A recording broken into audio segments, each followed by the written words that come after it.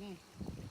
夕べの台風が去った後ばっかりなので、まだね、今風は強いんですけれども、すごい庭が散乱してます。こんな感じになってます。磯がひっくり返ってて、すごいゴミがこっちですね。今からちょっと掃除したいと思うんですけど、まだもうちょっと風が強いので、まだいいかなとは思います。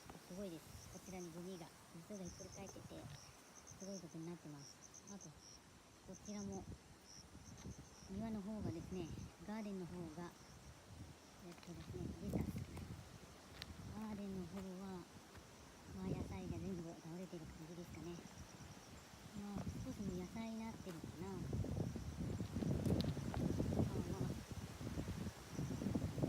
建物が、こちらに観光もなってますけれども、こちらもボーボーになってます。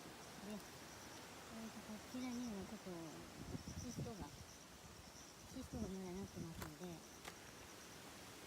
ちょっとこれはもったいないのでね、収穫しようかなと思います。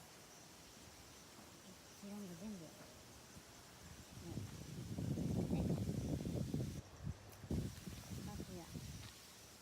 蠣が無事だったね。牡蠣が最初で無事だった少しが残ってます。こ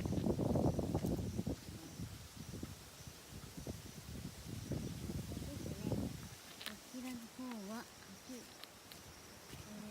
に残っております。はい。大変なのはこっちですね。これ野菜のね、トマトとナスが倒れてます。こちらの方、シストとか、あと他にそれがなっているので、これをですね、